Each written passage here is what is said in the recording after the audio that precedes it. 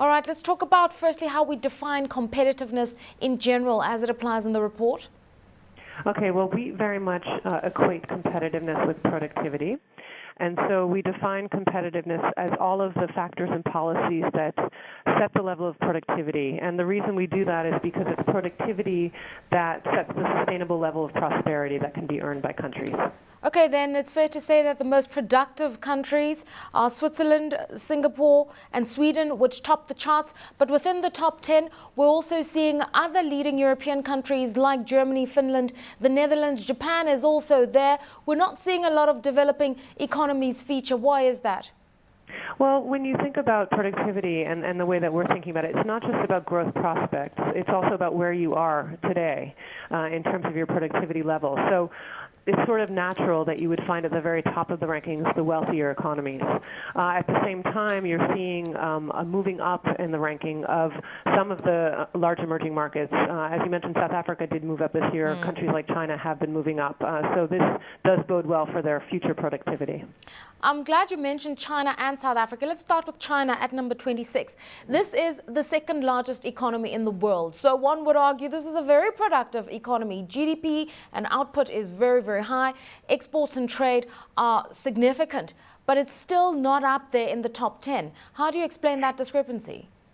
Well, again, what we're thinking about is more prosperity, so you have to think about GDP per person.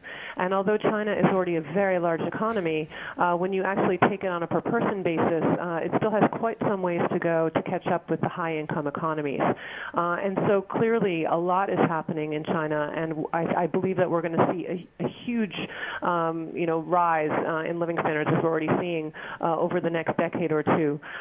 But in the meantime, still quite a bit does need to happen. Right. In a variety of areas in terms of continuing to improve infrastructure, education, improving the functioning of markets, innovation, and so on and so forth in China. Let's turn our attention to Africa, and South Africa ranks number 50, Mauritius at 54, Rwanda 70, and Botswana 80. So these are the top performers. Some would say usual suspects. It's usually the countries that have had larger economies, that have had global exposure for the longest time. It's always the story of Botswana, South Africa, and Mauritius.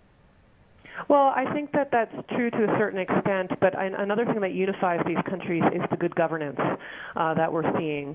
Across all of the countries at the top of the rankings, they get very good marks, actually, for, sort of transparency of governance, for efforts that are being made in order to make it relatively easy to do business in the economies. So this is true. At the same time, it's also true what you said, that countries that have been open more to the outside tend to have allowed more competition in, and this does drive competitiveness as well. Okay, Rwanda also doing very well, coming in at 70.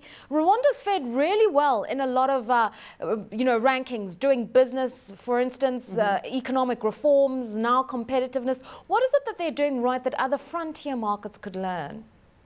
Well, I'd say that there's definitely a vision in that country for where they want to go, and a big effort being made to really address those factors that they're aware are holding back the country. So big efforts in terms of, pushing for technological uptake, upgrading of infrastructure, improving the business, the ease of doing business, as you mentioned.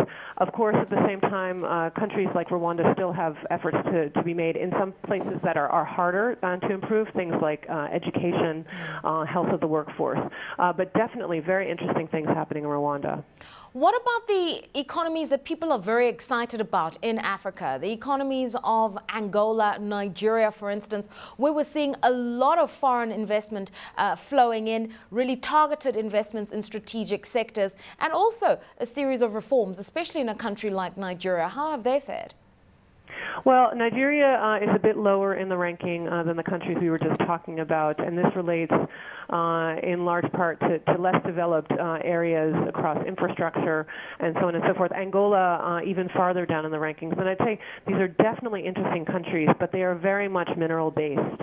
And so when you're thinking about diversification and the things that need to happen in order to really create a sustainable productivity potential going forward, you're You're not yet seeing it there, although there definitely is the potential, given the amount of investment going in these countries, to improve their competitiveness over time if the resources are spent wisely in terms of upgrading infrastructure, investing in education, investing in research, and so on and so forth.